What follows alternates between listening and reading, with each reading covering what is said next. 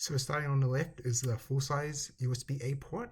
That's pretty useful for connecting anything up from phones to USB flash drives, even in 2026. Next to it is a USB-C port. It's a 3.2 Gen 2 at 10 gigabit per second. I've never used it to connect to an external display or for data transfer. However, I have used it to charge the laptop. So if you have a powerful enough USB-C power supply and you plug it in, it should be able to charge up. I think I used a 45 or 65 watt charger. And then finally, you have the headphone jack. So on the right of the laptop is the Surface Dock connector. I like that it's magnetic. It makes it really easy to plug the laptop into the power supply when it's dark or the charger. However, I wouldn't trust it like I would with a MagSafe MacBook because there are some angles in which you can tug on it and you can tug on it quite a lot before it lets loose.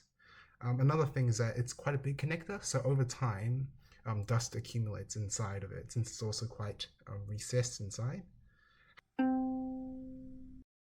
The keyboard is one of the better parts of the Surface Laptop 3, as the reputation was back then and even now. It's great, it doesn't miss any keystrokes, it's quite durable. The backlight is pretty nice, though I do wonder why the ambient light sensor on the laptop doesn't automatically turn it on. It seems like you have to manually turn it on and off whenever you need to use it. The only fault I can find with it really is the protective coating or the protective plastic on some of the keycaps have started to wear off after some years of use. You can see it most obvious on the control key where I use my fingernail most of the time to press it down. But other than that, it's a really great keyboard actually. So unlike the keyboard, the touchpad on the Surface Laptop 3 is one of the weaker parts of it. For the first year or so, it worked well. However, after that, the touchpad started to lose its click. I think dust or something might have gone underneath. So a click was harder to do. You had to push the touchpad harder downwards for it to click properly. So this made stuff like drawing using in Paint or even just dragging icons across the desktop really quite difficult. And ever since then, it's been on and off. So sometimes it'll work great, but most of the time it won't. The touchpad works well when you have a bit more damp fingers rather than dry fingers. I think that's just how the frosted glass texture on it works.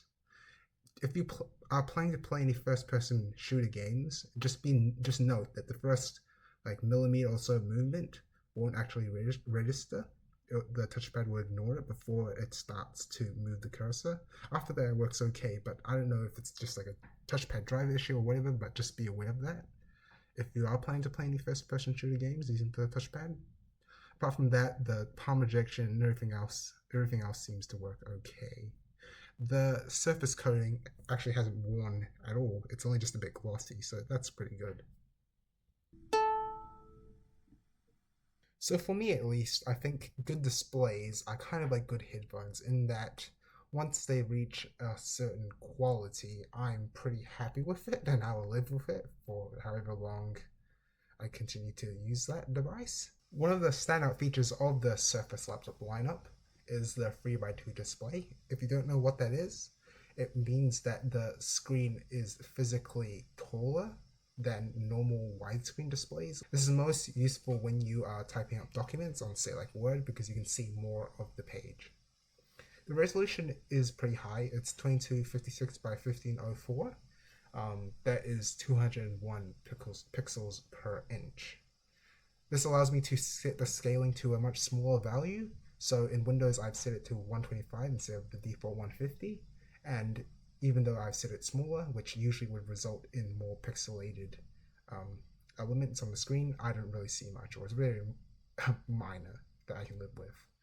The colors are great on the display. In the display settings in Windows, there's an option to switch between, in the color profile, between enhanced and sRGB. To be honest, I can't really tell the difference between the two, but I have set it to sRGB. The only gripes I have with the display is that obviously because it's a touchscreen, it's a Microsoft Surface product, right? It's very glossy. The glass is very glossy, and it just comes with the territory of a touchscreen display. So that means that in direct sunlight, as well as it being glossy, the brightness, I think it's 400 nits, it maxes out. I would say it's not suitable for use in direct sunlight, but everything else in other lighting environments, it should be okay. Another thing about the display is that because it's all glass, there aren't any. Usually on laptops, there are these rubber stoppers that stop the screen from physically touching the keyboard and the palm rest assembly. But because it's all glass, the Surface Laptop does not have that, so you can actually see a bit of an imprint on the display when the screen is off. Not that it matters or anything. I can't even see it in normal use, so that's hardly a problem. But just to keep in mind. So up until I got the Surface Laptop 3, I was using a old LGA 775 computer with a Core 2 Duo E7400, and I was using that up until I got the Surface Laptop 3. And to be honest, even back then, it was still usable for everyday tasks. It did everything I needed to back then. So obviously, the performance upgrade from the Surface Laptop 3 was a nice upgrade. But I guess what I'm trying to say is I'm very tolerant of using very slow computers. So, but however, even now, um, in 2026, I feel like I am starting to see signs of the laptop slowing down in some areas. I think it's mostly due to the 8 gigabytes of RAM, which is pretty much the bare minimum for today in 2026. Thankfully, we have that SSD. However, obviously, even that isn't as fast as normal RAM. So performance today is still adequate. It's like I can still do everything I need to do on it, but it is starting to show its age, which is to be expected for a 5-year-old laptop.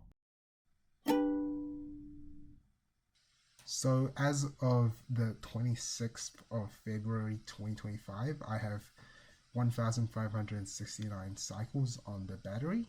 So that equates to about 25% battery wear. To be honest, I kind of find that pretty remarkable, considering that most manufacturers claim that after 300, 500, or even 1,000 cycles, that their batteries will retain about 80% battery health.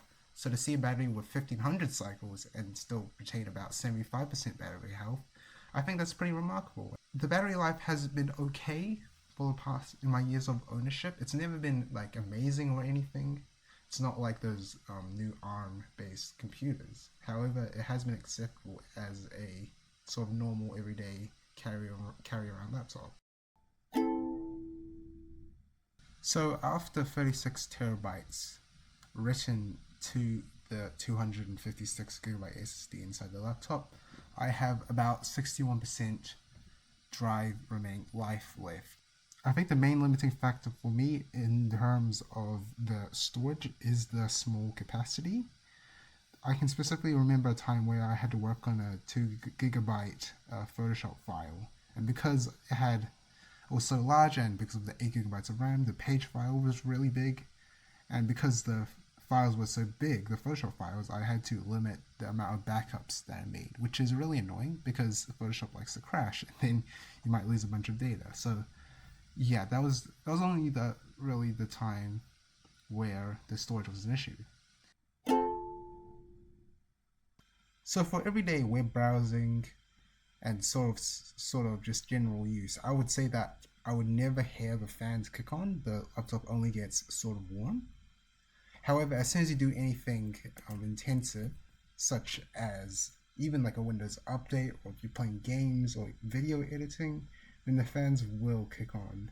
And when they're going at full blast, it's audible, but at the same time, though, it's sort of like great white noise. I would say it's not a very annoying fan noise. It's not really high pitch or anything like that. It's just like a quiet hum. Note that I haven't changed the thermal paste yet in my 5 years of ownership, so temps are most likely higher than they used to be.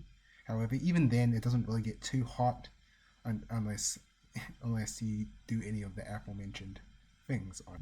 When you plug in the charger, that's a bit of a different story. You hear the fans click on more often, especially since I have set the power plan to best performance in settings whenever it is plugged in. So for that, when it gets to that point of high performance and you're doing a lot of heavy stuff, it does get very hot to the point that I would be worried that it would burn your lap if you were to place it on your lap. So for when that happens, I usually just place it on the table, and that's that. I mean, what else can you do with such a thin and light laptop? Windows Hello facial recognition is actually one of the best parts of this laptop. It's so easy to use. You just open up your laptop in like 2 seconds it unlocks. I turned off the visual effects in settings so there's no transition. Usually there's a fade when you log in. However, I've turned it off so I log in even faster. A few years ago, they removed its ability to work in pitch dark. So before, you could be in with completely no light in the room and it would still unlock. However, now you need at least a bit of light, which is annoying, but I guess it's for better security. It also doesn't work in direct sunlight, which makes sense considering that it needs infrared and the sun is a really big source of infrared, so I can understand that, but annoying nonetheless. So around 2 years in, the right hinge started to fail. I think it's just got a bit looser, just by a tiny bit, but it's to a point where now the top display of the laptop is now a bit misaligned with the bottom of the laptop, and it's also gotten a bit stiffer, not as smooth as the left one, which is pretty annoying. The glue holding the 4 rubber feet to the bottom of the laptop has also failed throughout my years of use. What I've done is, it looks really ugly, but I just put in some packing tape to keep them in, and it works okay. You just have to replace it every year or so.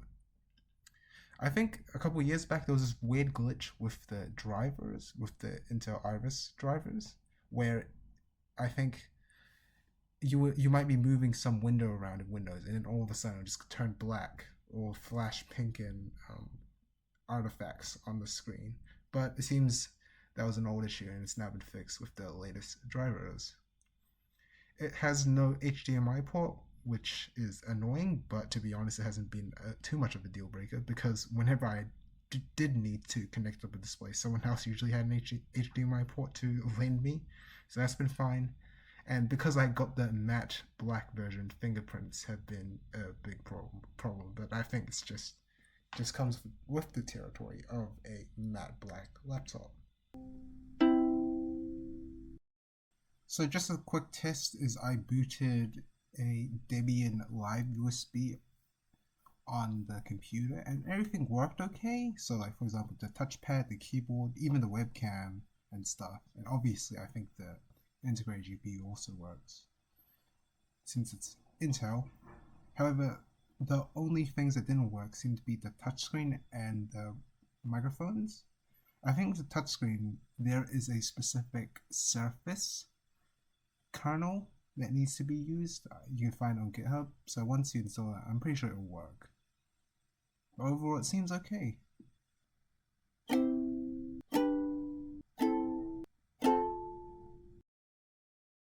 I believe we take too much for granted today in the realm of tech. If we didn't screenshot, video, or photograph every second of our lives on our phones today, I doubt that we would remember much 5 years from now. The human brain doesn't have the speeds and bandwidth required to store every detail of our everyday lives, and the random I/O access in our brain is pitiful compared to the storage devices in our laptops. I bring this up because when you do remember something vividly from 5 years ago, it is likely that you remembered it for a very good reason. Namely, that the event has directly contributed to the human you are today. So the question is that 5 years ago I was perfectly content with using slower hardware, right? So how did I end up with such an expensive laptop? Why didn't I choose a Chromebook of some sort? First, some background. I was raised to be frugal. I was taught to not spend money on items that I would use once and then never use again. Stretch your money as far as possible. List all the items that you would want to purchase and rank them in priority from most urgent to least urgent. These were the ideologies that were ingrained in myself at a young age. I know that some people right now wish that they had that ability. However, I'm here to tell you that this might not be the absolute best outcome of my younger years. I cannot speak on behalf of anyone else, but I can talk about my relationship with money back then versus now. When I was younger, I could not distinguish the difference between the word e-waste and the word cheap. Today, I thankfully have an oversimplified definition that I think is more or less correct. Cheap describes an item that has a low price tag, but it's still of high quality. E-waste is used to describe a cheap item which is of low quality. Items classified as e-waste are more likely to go faulty as opposed to cheap items. So when I was looking at purchasing a laptop, I was happy to spend on a $300 Chromebook, because I learned that frugal was synonymous with cheap, and so I would have picked the laptop with the lowest price tag at the store. As you might recognize, however, these cheap Chromebooks are, according to my own definition, actually considered as e-waste. At most, you'll get 2 to 3 years out of those laptops before hinges break, batteries degrade, and other random hardware issues appear. Just look at used online marketplaces and you'll see dozens of Chromebooks in all sorts of disrepair. What persuaded me to ultimately get a Surface Laptop 3 was that one of my family members insisted on that laptop instead of a Chromebook for me, and for that I'm very grateful. Over my 5 years of ownership, I've seen other people constantly get new laptops because of faults with the old one. Apart from all the issues that I have mentioned previously, my experience of my Surface Laptop has been very smooth sailing, all things considered. No truly major hardware faults have showed up which have required me to return to the store to get it fixed. It's mostly just annoying problems that I could easily ignore. As I saw other people's laptops turn pretty much to dust, I realized that my laptop was actually a great purchase. Before, I used to gawk at the price that we paid for the Surface Laptop 3, my Surface Laptop 3, but soon enough I realized it was worth the price tag after all. Its build quality far exceeds anything that the other manufacturers make, and soon enough I did learn what the difference was between e-waste and cheap. So I should probably thank my Surface for teaching me that valuable lesson. So thank you, and here's to another 5 years. Maybe I'll replace the battery in the future. Who knows?